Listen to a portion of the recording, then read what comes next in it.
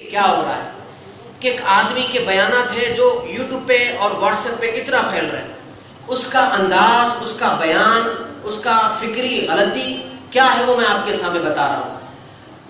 کیا نظریاتی غلطیاں ہیں لوگوں کے اندر وہ آپ کے سامنے، جس کی وجہ سے عام سیدھا سادہ آدمی جو کاروباری ہے، بزنس مین ہے، جسے دین سے زیادہ تعلق نہیں ہے، جو قرآن بہت کم پڑھتا ہو، حدیثوں کا لگاؤ اس کے اندر دور دور تک اس کے دل میں نہیں ہے، علماء کی بیٹھک کبھی ایک آدھ بار سال میں اس کے ساتھ ہو جائے، ایسا آدمی جب ایسے بیانات سنے، جن بچوں کا صرف کالجز سے تعلق ہے، کسی مدرسے سے، کسی خانقاہوں میں حاضری دور دور تک ان کو معلوم نہیں ہے، ویسے جب بیانات ان کے جب واٹس ایپ پہ ویڈیو جب ان کے سامنے آئے گا تو کیا ہوگا، پھر کیا ذہنوں میں اثر پڑے گا. اچھا بیان کیا ہے، بات کیا غلط کیا کہی جا رہی ہے؟ وہ بات یہ کہی جا رہی ہے کہ جس نبی کو لوگوں نے جان کا دھوکا تھا، جس نبی آقا علیہ الصلوۃ والسلام کو لوگوں نے اس طرح سے ستایا، مارا، پیٹا، پتھروں کی بارش ہوئی، ہر طرح کا ظلم میرے آقا علیہ الصلوۃ والسلام پر کیا گیا، لیکن میرے نبی علیہ الصلوۃ والسلام نے ان کے لیے کبھی بد دعا نہ کی. یہی فرمایا اللہم اغفر لقومی، میرے مالک میرے قوم کو بخش دے، فإنہم لا یعلمون، ان کو میرا پتہ کچھ نہیں ہے، یہ مجھے جانتے نہیں ہیں. جنگ احد کا واقعہ جو گزشتہ محفل میں آپ لوگوں نے سنا ہوگا کہ اس میں ایک مومنٹ ایسا آ گیا کہ آقا علیہ الصلوۃ والسلام پر پتھر مارا گیا، وہ پتھر حضور اکرم صلی اللہ علیہ وسلم کے چہرے مقدسہ پر پڑا، ایک دندان مبارک آپ کا شہید ہوا، پیچھے گر پڑے. تو جب بے ہوش ہو گئے، صحابہ کے درمیان ایک بات پھیل گئی کہ حضور اکرم صلی اللہ علیہ وسلم کی روح مبارک قفس منصرف سے پرواز کر گئی، لیکن میرے آقا علیہ الصلوۃ والسلام جب اپنی آنکھ مبارک کھولے تو صحابہ اکرام دوڑتے ہیں، یا رسول اللہ، یا رسول اللہ، یا رسول اللہ، اب موقع ہے، اب موقع ہے. طائف کے پتھر جو آپ پہ ڈالے گئے اس وقت بھی آپ نے بد دعا نہیں کیا، شیب ابی طالب میں جو نا آپ کا بائیکاٹ کیا گیا اس وقت بھی آپ نے بد دعا نہیں کی، اوجھڑیاں آپ کے چہرے آپ کے جسد مبارک پر ڈالے گئے تب بھی آپ نے بد دعا نہیں کی. یا رسول اللہ یہ موقع ہے، آپ بد دعا کر دیجئے، آپ بد دعا کر دیجئے، یہ قوم ہلاک ہو جائے گی، یہ سب تباہ ہو جائیں گے، برباد ہو جائیں گے. پتھر کا گھر بھی آقا علیہ الصلوۃ والسلام کا چہرے مبارک خون سے لہولہان ہونے کے باوجود بھی اس وقت میرے آقا نے ہاتھ اٹھایا. صحابہ نے یہ سوچا کہ اب کافروں کا بیڑا ہی غرق ہو گیا، قیامت تک کوئی کافر ہی پیدا نہیں ہوگا. اس وقت بھی میرے آقا نے جو دعا فرمائی وہ یہی دعا تھی، اللہم اغفر لقومی، مالک میرے قوم کو بخش دے، فإنہم لا یعلمون، کیوں مجھے نہیں جانتے، ان کو میرا پتہ کچھ نہیں ہے. جب ایک نبی ہو کر امت کے حق میں اس طرح کی جو نا دعائیں کرے، تم کو کس نے حق دیا ہے کہ تم ممبروں سے ہاتھ پھیلاتے ہو؟ تم کو کس نے حق دیا ہے کہ تم ایک دوسرے سے سلام نہیں کرنا اس طرح کے تم بیانات دیتے ہو؟ تم کو کس نے حق دیا ہے کہ تم اس کے پیچھے نماز مت پڑھو، اس کے گھر میں دعوت کو مت جاؤ، اس کے سلام پر جواب مت دیو، اس کی مسجد میں داخلہ مت لو، وہ اگر ہماری مسجد میں آیا تو مسجد کو ڈھولا لو؟ جی یہ تم کو کس نے حق دیا؟ یہ ایسے بیانات ہیں جو واٹس ایپ پہ آ رہے ہیں، جو آپ سن رہے ہیں. کیوں میرے نبی کے دین کو آگ لگا رہے ہو؟ میرے نبی نے ایسا دین دے کر نہیں گئے تھے. میرے نبی نے جو دین تمہارے حوالے کر گیا وہ امن کا دین تھا، اتحاد کا دین تھا، پیغام محبت کا دین تھا، لیکن تم نے شعلہ بیانی کے ذریعے ایسے ایسے بیانات تم کر کر امت میں تم انتشار ڈال دیے. یہ بیانات ہے جو واٹس ایپ پہ پھیلے جا رہے ہیں، اور آپ کے شاید میں سمجھتا ہوں آپ کے فونوں میں ابھی بھی ہوں گا، اور آپ کے جو نا فون کے اندر یہ بیانات ہیں کہ جو ہے نا اس انداز میں جو نا لوگ فکری انداز میں اپنی غلطیاں کر کے واٹس ایپ پہ جو نا بیانات بھیجے جا رہے ہیں، اور اس سے سن کے نوجوان بچے ہم کو لا کر بتاتے کہتے مولانا کیا غلطی ہے اس کے اندر، کیوں ہم لوگوں کے ایک دوسرے کے جو نا جان کے دشمن ہو گئے، کیوں ہمارا کوئی غیر آدمی ہماری مسجد میں آیا تو مسجد دھو ڈالو، اس کے گھر میں نکاح مت کرو ورنہ اولاد حرام ہو جائے گی، اس کے سلام کا جواب مت دو. لیکن میرے نبی علیہ الصلوۃ والسلام نے تو دشمن کو اپنے کلیجے سے لگایا ہے. اور جو امیر حمزہ رضی اللہ عنہ کو جو شہید کرے تھے نا حضرت وحشی رضی اللہ عنہ، یہ بعد میں دائرہ اسلام میں داخل ہوئے، منہ پر کملی لگا کر آئے تھے. حضور کی بارگاہ میں, کیونکہ اگر کمری نہیں لگاتے تھے تو لوگ ان کو دیکھ کر ان کو ختم کر ڈالتے تھے. وہ حضور کی بارگاہ میں کمری اٹھائے تو کیا دے گا, وحشی کا جائے, یا رسول اللہ لا الہ الا اللہ, لا الہ الا اللہ محمد رسول اللہ, یا رسول اللہ میں نے آپ کا کلمہ پڑھ لیا ہے, میں نے آپ کا کلمہ پڑھ لیا ہے. صحابہ نے کہا یا رسول اللہ اس نے امیر حمزہ کو مارا تھا, اس نے امیر حمزہ کو شہید کیا تھا, کیا ہم اس کی گردن نہ اڑا دیں؟ میرے نبی علیہ السلام نے فرمایا مجھے اچھا لگے گا 70 کافر مرنے سے ایک کوئی مسلمان ہو جائے. 70 کافر مرنے سے بہتر ہے کہ ایک کوئی مسلمان ہو جائے, مجھے اچھا لگے گا, ان کو نہ مارو. یہ وہی حضرت وحشی رضی اللہ تعالیٰ عنہ ہے, مسلمہ بن کذاب جو نبوت کا دعویٰ کرا تھا, انہوں نے کفارہ ادا کر لیا جو انہوں نے امیر حمزہ کو شہید کیا تھا. مسلمہ بن کذاب جو نبوت کا چھوٹا دعویٰ کرا تھا اس کو انہوں نے ہی قتل کیا تھا جو نبوت کا دعویٰ کرا تھا. اب یہ بیانات ہیں میرے بھائی جو آپ کے فونوں میں, وہ یہ بول کر ہے کہ جب میرے نبی ایسا امن کا پیغام دے کر گئے پھر تم کیوں اس انداز میں کر رہے ہو. اب میرا بیان سنیے, اس کے رد عمل میں کیا ہے, میں آپ کو کیا بولنا چاہ رہا ہوں. وہ بیانات جو آپ کے فونوں میں ہیں اس کے مقابلے میں کیا جواب ہونا چاہیے وہ سنیے. میں آپ کو یہی بولنا چاہ رہا ہوں 1400 سال کی تاریخ میں جن ممبر رسول سے کبھی میرے نبی کی گستاخی نہیں کی گئی, وہ گستاخیاں تم کیوں کر رہے ہو؟ بھائی ہمارے بارے میں تمہارا یہ عقیدہ ہے کہ ہم کسی کو سلام نہیں کرتے, مسجد میں لوگ آئے تو ہم مسجد دھوتے ہیں. جو ہمارے بارے میں تم یہ سوچ رکھے ہو 1400 سال کی تاریخ میں ممبر رسول سے کبھی صحابہ اکرام اپنے زمانے میں کبھی کوئی گستاخی نہیں کرے, تم نے گستاخیاں کیوں چھیڑی ہے؟ حاضر و ناظر کا جھگڑا حضور کے زمانے میں, صحابہ تابعین کے زمانے میں نہیں تھا, تم نے یہ جھگڑا کیوں نکالا ہے؟ نور و بشر کا جھگڑا میرے صحابہ کے زمانے میں کبھی نہیں تھا, تم نے یہ جھگڑا کیوں نکالا ہے؟ بھائی ایک جاوید بھائی ہے, ان کے 4 بیٹے, اچھا گھر خوش و خرم سے چل رہا تھا. بیٹے جو ہے نا اپنے باپ کی شان میں گستاخی کرے تو گھر میں کیا اتحاد پیدا ہوگا کہ نہیں ہوگا؟ نہیں ہوگا, تتر بتر ہو جائے گا پورا گھر. ایک امت جس نبی کا کلمہ پڑھے, اس نبی کی شان میں گستاخی کرے تو پھر امت میں اتحاد کیسے پیدا ہوگا, امن کیسے پیدا ہوگا؟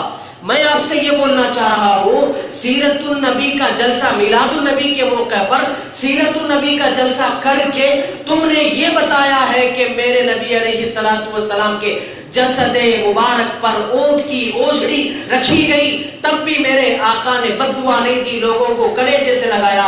پھر تم یہ بیان کیوں نہیں کرے کہ میرے آقا کے چہرے مبارک سے جو پانی نکلتا تھا صحابہ اسے گرنے نہیں دیتے تھے, اپنے چہروں پر مل لیا. سبحان اللہ, سبحان اللہ.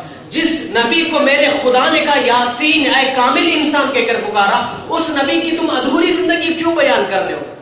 وہ نبی کی تم مصیبتیں بیان کر رہے ہو تو صحابہ کی محبتیں کیوں بیان نہیں کر رہے ہو؟ تم ہم سے جب یہ پوچھتے ہو کہ ابو بکر نے میلاد نہیں منایا تو تم کیوں منا رہے ہو میلاد؟ جب تم ہم سے یہ سوال کر سکتے ہو کہ میں تم سے یہ سوال نہیں کر سکتا, میرے ابو بکر نے کبھی میرے نبی کی شان میں گستاخی نہیں کی تو تم کیوں گستاخی کر رہے ہو؟ میرے عمر نے کبھی نہیں کی تو تم کیوں کر رہے ہو؟ ارے میرے ابو بکر کی محبت کا تو وہ عالم تھا, جب غار کی طرف جا رہے تو سامنے آ رہے, پیچھے آ رہے, آگے جا رہے, سامنے آ رہے, دائیں آ رہے, بائیں آ رہے. ابو بکر کیا ہوا؟ یہ کیا طریقہ چلنے کا ہے؟ نہ قرآن میں ہے نہ حدیث میں. یا رسول اللہ, کوئی تیر اگر کہیں سے نکل جائے تو پہلے ابو بکر کا سینہ چھنی ہو جائے. یہ محبت تم کو یاد نہیں ہے؟ ابو بکر کی میلاد منانے کا طریقہ تم کو یاد آ گیا. ایک طرف کا بیان کرنا حضور کی زندگی کا, ایک طرف کا چھوڑ دینا, یہ کون سا طریقہ ہے؟ میرے نبی کی کھانے کی سنتیں تم کو یاد آ گئی. میرے نبی نے جس برتن میں اپنا لوہا کے دہن ڈالا اور جس آقا علیہ الصلوۃ والسلام کے جسد مبارک سے, جسم مبارک سے جو خوشبو پسینہ نکلتا تھا, صحابہ اکرام اس کو شیشیوں میں محفوظ کر کے دلہنوں کو لگاتے تو ایسی خوشبو مہکتی, واللہ ان کی اولاد میں بھی خوشبو مہکا کرتی تھی. یہ خوشبو کی بات تم کیوں نہیں کرتے جب کھانے کی سنت تم بیان کر سکتے ہو؟ ارے ہم ہی وہ لوگ ہیں جو حضور پر جو مصیبتیں ڈالی گئی وہ بھی بیان کرتے ہیں, حضور کے ساتھ والہانہ محبتوں کا جو اظہار کیا گیا وہ بھی بیان کرتے ہیں, جو بدعات نئی نکالی گئی وہ بھی بیان کرتے ہیں. لیکن تم نے کیا کیا؟ تم نے تنگ نظری, تنگ جو ہے نا فکری, ایسی تم اس انداز میں بیان کر گئے. میرے نبی نے دین کو تنگ نہیں کیا تو تم کیوں تنگ کر رہے ہو؟ میں بھی آپ سے یہی بولنا چاہ رہا ہوں, جب صحابہ اکرام میں 1,24,000 صحابہ اکرام تھے, کسی صحابی نے کبھی یا رسول اللہ کہنے کو بدعت نہیں کہا تو تم کیوں بدعت کہہ رہے ہو؟ کسی صحابی نے آقا علیہ الصلوۃ والسلام کے تھوکے مبارک کو ناپاک نہیں کہا تو تم کیوں کہہ رہے ہو؟ کسی صحابی کا ایک عمل تھا کہ میرے آقا کے مزار مبارک پر گئے اور چپٹ کے سو گئے تو کیا ہوا؟ ان کے گال مبارک پر آقا کے قبر مبارک کی مٹی لگ گئی. لوگ پوچھنے لگے کہ کیا حال ہے ایوب انصاری، کیا حال ہے؟ بولے کسی پتھر کے پاس نہیں آیا، میرے نبی کے پاس آیا ہوں.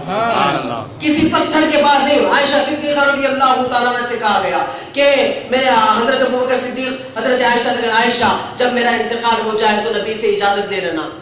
اگر نبی مردہ ہوتے تو اجازت کس بات کی ہوتی؟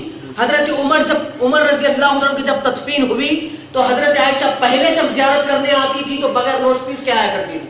جب حضرت عمر کی وہاں تدفین ہوئی تو آپ جو نا اپنا چہرہ ڈھک کر آیا کرتے. عائشہ رضی اللہ تعالیٰ عنہ تمام مومنوں کی ماں ہے. ماں کا عقیدہ کیا ہے کہ عمر کا انتقال ہو گیا، آپ پردہ کیوں؟ انتقال ہو گیا نا، بات ختم ہو گئی نا. ماں نے بیٹوں کو عقیدہ دیا ہے موت کسی کو کیا مار سکتی ہے، وہ تو ایک مزہ ہے. کل نفس ذائقۃ الموت، جو آدمی جو اچک چک کر لے کر چلے جاتی ہے، کوئی مرتا نہیں ہے، قبر میں بھی زندہ ہوتا ہے. عام آدمی نہیں مر سکتا تو صحابی کیسے مرے گا؟ صحابی نہیں مر سکتا تو نبی کا جو نا پوری ہمیشہ کے لیے مردہ کہنا یہ کیسے جائز ہو سکتا ہے؟ ہماری ماں کا عقیدہ نہیں تھا، تم کیسے نافرمان بردار اولاد پیدا ہو گئے جو تم یہ کہہ رہے ہو؟ آج کی تاریخ میں ہم محمد صاحب سے بھی نہیں مانگ سکتے. یہ کون کہا تھا؟ یہ اسٹیٹمنٹ 1400 سال میں 1,24,000 صحابہ میں کس کا بیان تھا؟ محمد صاحب تمہارے باپ کا نام تم اصلاح نہیں لیتے. تم جس نبی کا کلمہ پڑھے اس نبی کا نام اس انداز میں لے رہے ہو. یہاں تم کو صحابہ یاد نہیں آئے، تم کو حضور کی مصیبت والی زندگی یاد آئی، صحابہ کی محبت والی زندگیاں تم کو یاد نہیں آئی. وہ طریقہ تم کو یاد نہیں آیا جو صحابی رسول علیہ السلام، جو صحابی رسول کیا کہتے ہیں، حضرت علی رضی اللہ عنہ ایک مرتبہ راستے سے جا رہے تھے، ایک جو نا کھجور کی ٹہنی اوپر لٹک رہی ہے. حضرت علی جبکہ جو نا پست قد ہے وہ ٹہنی کو اٹھا رہے. لوگوں نے پوچھا آپ تو پست قد ہے، وہ آپ کو نہیں لگ رہی ہے، آپ ٹہنی کیوں اٹھا رہے؟ بولے میں ٹہنی اس لیے اٹھا رہا ہوں، یہاں میرے نبی ایک مرتبہ گزرے تھے، ٹہنی اٹھائے تھے، بس محبوب کی ادا ہے اسی لیے کر لے رہا ہوں. یہ تم بیان کیوں نہیں کرتے میرے بھائی؟ میں آپ کو یہ بولنا چاہوں میرے بھائی کہ جو بیانات آپ کے واٹس ایپ پہ آ رہے ہیں اس کو سمجھیے کہ وہ ایک طرفہ بیان ہو رہا ہے، دو طرفہ بیان نہیں ہو رہا ہے. وہ ایک طرف کی بات کہی جا رہی ہے، دو طرف کی بات نہیں کہی. ہم کسی کو ایسا کیوں کہیں گے کہ ان کو سلام مت کرو، افروز بھائی کو سلام مت کرو، منان بھائی کے گھر میں مت جاؤ، کیوں کہیں گے ہم؟ ارے ہمارے کو غرض کیا ہے اس طرح کہنے کی؟ ہم یہ بات اس وقت کہیں گے جس نبی کا کلمہ پڑھ کے جس نبی پر تم مردہ ہونے کی بات کرے تو کیا ہمارا دل نہیں چلے گا؟ آپ کے گھر کے بازو کا بچہ آپ کی بہن کو چھیڑا، اب بلائیے بھائی کی شادی میں اس کو. دشمنی بازو رکھو میرے بھائی، آپ کی بہن کے گریبان پہ ہاتھ ڈالا، اب بلائیے نا اس کو. نہیں میں نہیں بلاتا، اگر انہیں شادی میں آ تو میں شادی میں نہیں آتا ہوں. بہن کی عزت پہ ہاتھ ڈالے تو نفس گوارا نہیں کرتا، نبی کی شان میں گستاخی کرے تو نفس گوارا کر لے گا. یہ کیا بات ہوئی؟ یہ کون سا انصاف ہے؟ کون سی عدالت میں تولا جا رہا ہے؟ کون سے ترازو میں تولا جا رہا ہے؟ سمجھ میں نہیں آ رہی مجھے بات. اس لیے میرے بھائی یاد رکھیے ہر چیز گوارا ہو سکتی ہے. آج بھی یہی بول رہا ہوں، اس سے پہلے بھی یہی بولا تھا.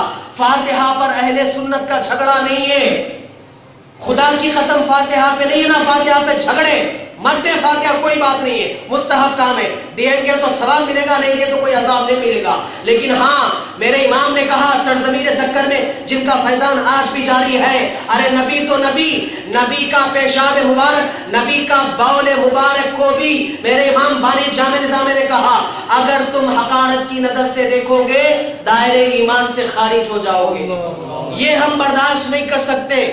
نبی کے تعلق سے کوئی غصہ کی برداشت نہیں ہوگی. باقی تم یہ سمجھتے ہو کہ ہم فاتحہ پہ جھگڑتے ہیں، نہیں میرے بھائی، فاتحہ پہ کوئی جھگڑا نہیں ہے، کوئی اس کے اوپر آرگومنٹ نہیں ہے. جھگڑا اس بات پہ ہے کہ نبی کے تعلق سے تمہارا کیا عقیدہ ہے. جھگڑا اس بات پہ ہے کہ نبی کو تم حاضر ناظر جانتے ہو کہ نہیں جانتے ہو. جھگڑا اس بات پہ ہے کہ تم یا رسول اللہ بولنے کو کیوں شرک کہتے ہو، ثابت تو کرو. آخر یہ نہیں ہوتا تم سے. لیکن ایسے بیانات، فکری غلطیوں کے بیانات جس سے امت میں انتشار پیدا ہو رہا ہے، ہمیشہ ایک بات کو یاد رکھیے، ذہن میں رکھیے میری بات کو کہ ایسے بیانات سن کے اپنے ذہنوں کو ذرا متزلزل نہ کریں. محفلوں میں شرکت کریں، سب سے اچھا ہے آپ کو ویکلی اس کے اندر ٹیچنگ ہو رہی ہے، آپ کے سامنے ایکسرسائز ہو رہی ہے، آپ کو بتایا جا رہا ہے کہ کیا صحیح ہے کیا غلط ہے. تو ان محافلوں سے دلوں کو بھی پاکیزگی ملتی ہے، عقیدے کو بھی پاکیزگی ملتی ہے. اس لحاظ سے آپ ضرور ضرور شرکت کریں انشاءاللہ تعالیٰ.